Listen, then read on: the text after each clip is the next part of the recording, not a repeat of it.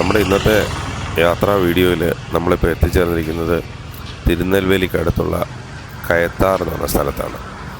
കയത്താർ എന്ന് പറയുന്ന ഈ സ്ഥലത്താണ് വീരപാണ്ഡ്യ കട്ടബൊമ്മനെ ബ്രിട്ടീഷുകാർ വധിച്ച സ്ഥലം. 1799 ഒക്ടോബർ മാസം 16-ാം തീയതിയാണ് വീരപാണ്ഡ്യ കട്ടബൊമ്മനെ ബ്രിട്ടീഷുകാർ ഇവിടെ ഒരു പുളിമരത്തിൽ ഹാങ് ചെയ്ത് തൂക്കി കൊല്ലുന്നത്. ആ സ്ഥലമാണിത്. അപ്പോൾ നമ്മൾ അവിടെ വന്ന സമയത്ത് ഒരു മനോഹരമായിട്ടൊരു സ്മാരകം, തമിഴ്നാട് സർക്കാർ പരിപാലിക്കുന്നൊരു സ്മാരകം ഇവിടെ കണ്ടു. അപ്പോൾ അവിടുത്തെ ചാർജുള്ള ആ ഒരു ചേട്ടനെ കണ്ടപ്പോൾ പുള്ളി പറഞ്ഞത്, ഇതിനകത്ത് കുറേ ഫോട്ടോസൊക്കെ ഉണ്ട് കേട്ടോ.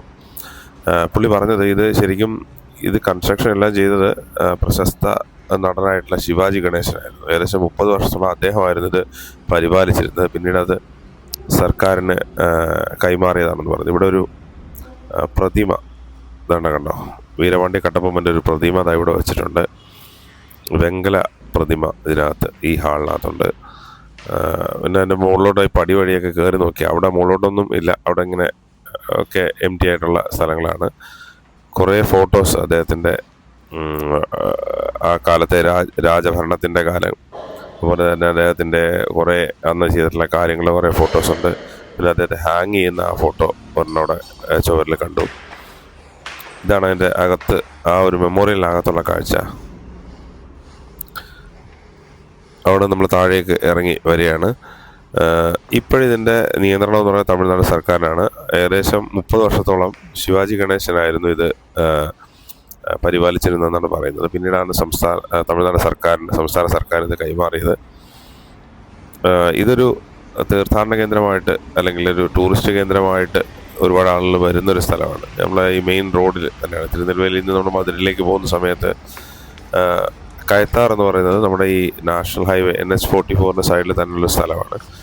ആ സ്ഥലത്തോട് ചേർന്നിട്ടാണ് ഈ സ്മാരകം സ്ഥിതി ചെയ്യുന്നത്. ഇതാണ് അവിടെ വെച്ചേക്കുന്ന ശിലാഫലകം. അതിൻ്റെ കാര്യങ്ങളൊക്കെ പറയുന്നുണ്ട്. ഈ സ്ഥലത്താണ് അദ്ദേഹത്തെ ഹാങ് ചെയ്ത സ്ഥലമാണിത്. അവിടെ ഒരു വലിയ സ്തൂപമൊക്കെ ഉണ്ട്. അവിടെ ചേർന്നൊരു കുട്ടികളുടെ പാർക്കും കാര്യങ്ങളൊക്കെ ചെയ്തിട്ടുണ്ട്. നല്ല മനോഹരമായിട്ട് നമുക്കവിടെ കുറേ നേരം ഇരിക്കാനൊക്കെ പറ്റും. നല്ല തണലും ഒക്കെ ഉള്ള ഒരുപാട് വൃക്ഷങ്ങളൊക്കെ വെച്ച് പിടിപ്പിച്ചിട്ടുണ്ട്.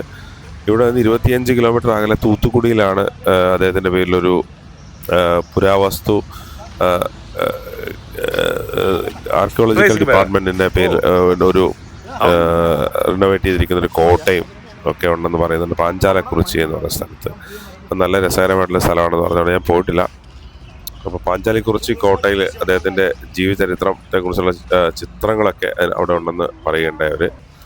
ഇതാണ് നമ്മുടെ ഈ യാത്രയിൽ പെട്ടെന്ന് അവിചാരിതമായിട്ട് കണ്ട ഒരു സ്ഥലമായിരുന്നത്.